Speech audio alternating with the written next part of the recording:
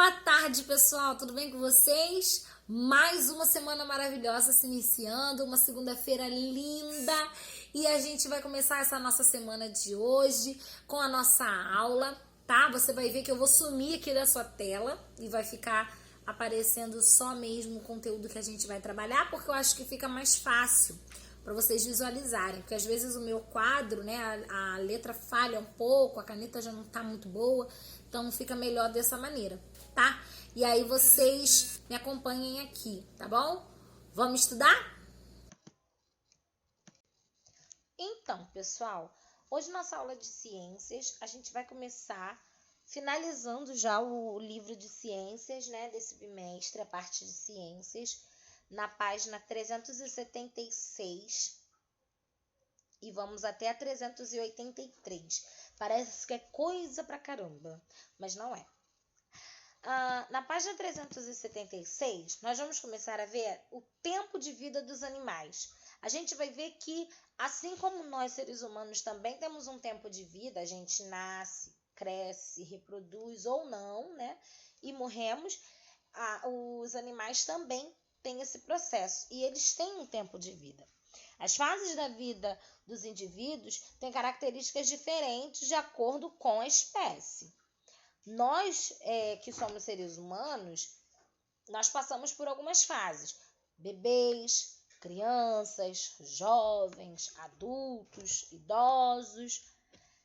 Cada espécie, o tempo de vida pode variar. A gente tem aí 3 exemplos. A arara, que pode viver até 60 anos, né? Também tem muitos seres humanos que vivem essa fase aí de 60, 70, até mais, né, do que isso. O coelho e o elefante, que pode chegar até 100 anos. Quantos anos você acha que o coelho pode viver? Tá perguntando aí. Vocês que vão dar uma pesquisada, tá? Eu quero que vocês façam essa pesquisa para vocês responderem quanto tempo vocês acham que o coelho pode viver. Partindo daí, nós vamos na página 377.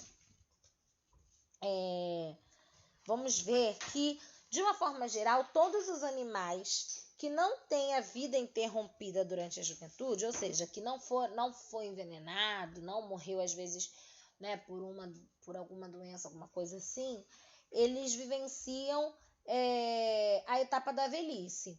Na natureza, nem sempre podemos acompanhar de perto para dizer como é a velhice de alguns animais. Nem todos os animais a gente consegue acompanhar de pertinho. Mas é possível acompanhar esse acontecimento observando bichos de estimação. Quem tem bicho de estimação pode observar e ver, né? Que a gente consegue ver de perto essas fases. E, claro, nos seres humanos também, porque nós somos humanos, né? E convivemos com outros humanos também. Nos cães, podemos perceber a velhice por meio de algumas mudanças, como o surgimento de pelos brancos ao redor do focinho, aparecimento de surdez, cegueira, fraqueza nos ossos. Os cães começam a evitar brigas, já não ficam mais brigões de querer brigar, de querer, né, aquela coisa toda. Eles ficam mais na dele, mais quietinhos. Ficam mais preguiçosos, ficam desatentos. E alguns cães podem até sofrer depressão também. Muita gente não sabe, mas isso pode acontecer. Página 378, nós vamos começar agora a fazer as atividades. Vamos lá. Primeiro vocês têm uma imagem aí que uma galinha bota um ovo, aí o ovo fica lá no cantinho, aí ela choca e sai um pintinho, o pintinho nasce, vira uma galinha, a galinha bota o ovo e por aí vai, né? É um círculo, é um ciclo. E que ciclo é esse? É o ciclo de vida da galinha, tá? Essa imagem aí está mostrando o ciclo de vida da galinha. Número 2. Explique agora com suas palavras o que você entendeu por ciclo de vida de uma espécie. Gente, o ciclo de vida é o processo de desenvolvimento do ser vivo, né? Seja um animal ou seja um ser humano. Desde o nascimento até o nascimento de um filhote é um ciclo de vida. Quando acontece um novo nascimento, nasce um filhotinho, o ciclo de vida recomeça. E aí deixa de ser daquele animal específico e começa a basear-se na sua espécie, na sua descendência. 3. Desenhe as fases da vida do ser humano nos quadrinhos a seguir. Gente, resposta pessoal, mas eu acho que é muito óbvio, né? Vocês vão desenhar em o ser humano bebezinho, que é quando ele nasce, depois ele já grandinho, né? Como uma criança entrando para a adolescência, depois a juventude ou a fase adulta, e por último, a fase adulta caminhando para a velhice, ok? 4. O que você entende por metamorfose? Pessoal, metamorfose é o processo de mudança pela qual alguns seres vivos passam, tanto do nascimento até a fase adulta, quando são capazes de se reproduzir. Beleza? Número 5. Escreva as palavras abaixo nos lugares corretos do esquema. Vocês têm aí ovo, borboleta, lagarta, casulo e borboleta saindo do casulo. Qual vai ser a sequência? O primeiro que acontece aí é a lagarta. Depois, ela, né, forma o casulo. Depois, é a borboleta saindo do casulo. Depois, se transforma numa linda borboleta. E, por último, vocês vão marcar o ovo. Mas a gente sabe que, na realidade, não é o ovo que vem por último, né, gente? A gente sabe que a primeira coisa que acontece é o ovo. É ovo, lagarta, casulo, borboleta saindo do casulo e finaliza na borboleta. Tá bom? Por último, não. Página 380, número 8. Complete as frases com as palavras que estão faltando. As borboletas põem ovos. De dentro dos ovos saem as larvas ou lagartas. O momento em que as lagartas saem dos ovos é chamado de eclosão. 7. Vamos ver se vocês sabem se é verdadeiro ou falso. Os sapos deixam seus ovos na água. Verdadeiro ou falso? Verdadeiro. Os sapos passam pela metamorfose para chegar à fase adulta. Verdadeiro ou falso? Verdadeiro. Os sapos já nascem com a forma do sapo adulto. Verdadeiro ou falso? Falso, com certeza falso, né? Escreva uma legenda para a imagem a seguir. Você tem aí uma imagem de uma mamãe linda, grávida, e você precisa criar uma legenda para essa frase, né? E aí fica a seu critério. Pode ser as mulheres na fase adulta, ao se reproduzirem, geram seus bebês na barriga. Não sei, você que sabe aí como que você vai... Qual vai ser a sua frase, ok? Página 381. Numere as fases da vida de um sapo. Aí ele tá um pouco embolado, né? A sequência é 4, 1, 2, 5, 3. Por quê? Porque o primeiro são os ovinhos. O segundo, o girino. O terceiro é esse outro maiorzinho aí, né? Um girininho maior já, quase virando um sapinho. O quarto é esse sapo feio, nojento, eca. E o quinto é o sapo já formado. Então, a sequência é 4, 1, 2, 5, 3. 10. Alguns animais vivem mais tempo que outros. Escreva o que você aprendeu sobre o tempo de vida desses animais aí, ó. Arara. A arara pode viver quanto tempo, gente? A arara pode viver até 60 anos. 60 anos. B. O elefante. O elefante pode viver quanto tempo? O elefante pode viver até 100 anos. 11. Descreva algumas características de cães idosos. Surgimento de pelos brancos ao redor do focinho, surdez, cegueira, fraqueza nos ossos, evitam brigas, ficam preguiçosos e podem sofrer de depressão. Número 12, você vai escrever o nome de uma pessoa que você conheça que está vivendo essas seguintes fases. Uma criança, pode ser qualquer um coleguinha seu da nossa turma, ou um seu irmão, ou seu primo, né? Adulto, pode ser eu, pode ser sua mãe, pode ser seu pai, pode ser seu avô, sua avó. Idoso, aí já pode ser seus avós, se eles forem já velhinhos, né, com mais de 60, ou seus bisavós, se você tiver bisavó também, tá? Página 382 e 383, a gente vai só encaixar o nome aí, né, nas coisas que faltam aí. que a gente aprendeu nesse capítulo todinho desse livro, né? A borboleta que passa pela metamorfose, lagarta, casulo, ovo, borboleta adulta. O sapo adulto, desenvolvimento de pernas, girinos, ovo. E o tempo de vida do elefante, da arara e do humano.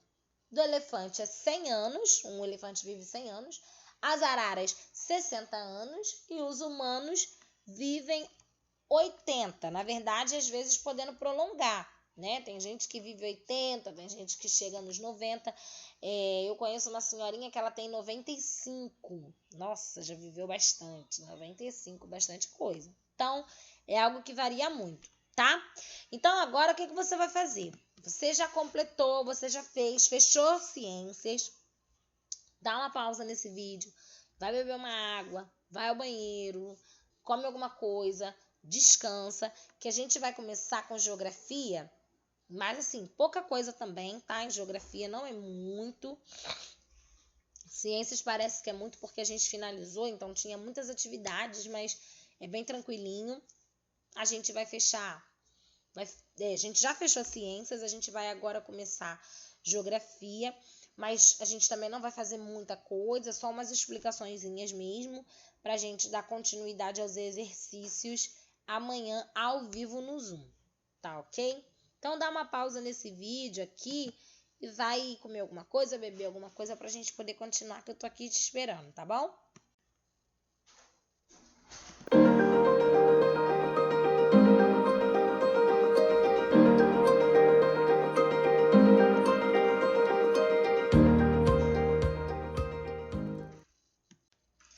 Muito bem, pessoal. Agora em geografia, a gente vai começar a falar sobre a segurança nos meios de transporte.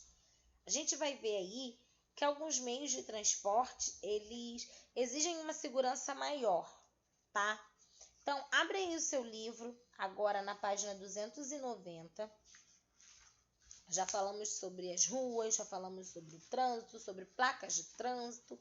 Vamos agora falar sobre segurança nos meios de transporte. Motoristas e passageiros dos veículos devem tomar vários cuidados para circular em segurança.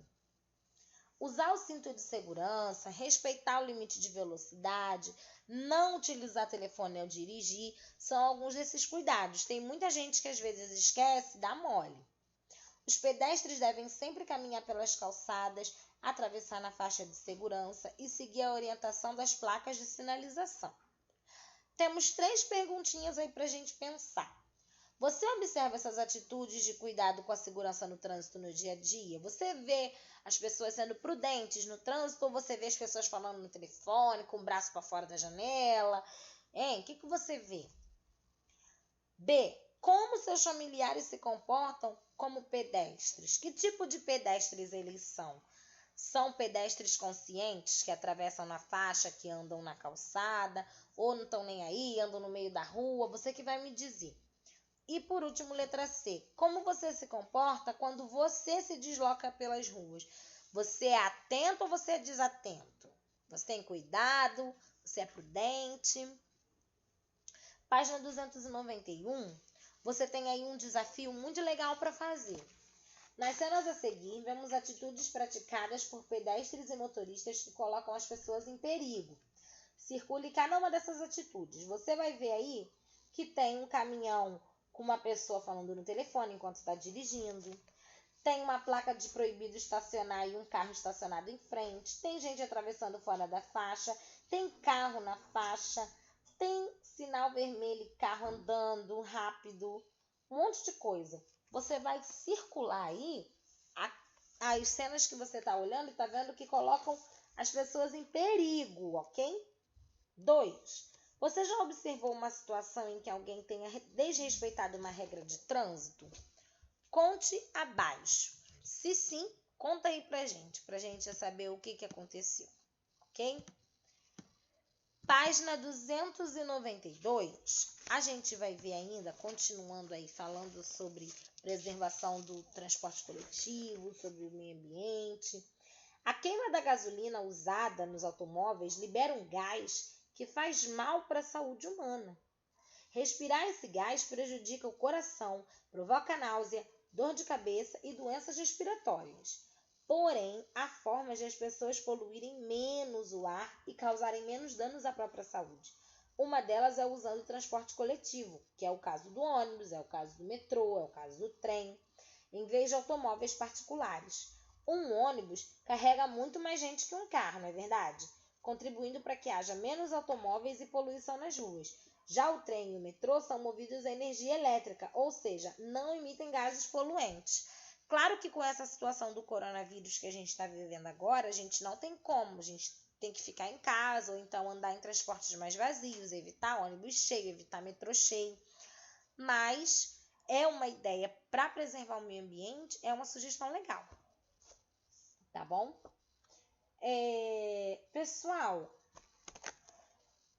vocês têm aí mais um pouquinho de coisas para a gente discutir, para a gente conversar. Quais são os meios de transporte mais comuns no lugar onde vocês moram? Onde a gente mora, quais são os meios de transporte mais comuns? Ônibus, metrô, trem. A gente tem metrô e trem. Não é pertinho da gente, mas a gente tem, né? A facilidade da Pavuna para lá, a gente vai de metrô. A gente tem o trem que passa, tem trem em Belfort Roxo, tem trem em Nova Iguaçu.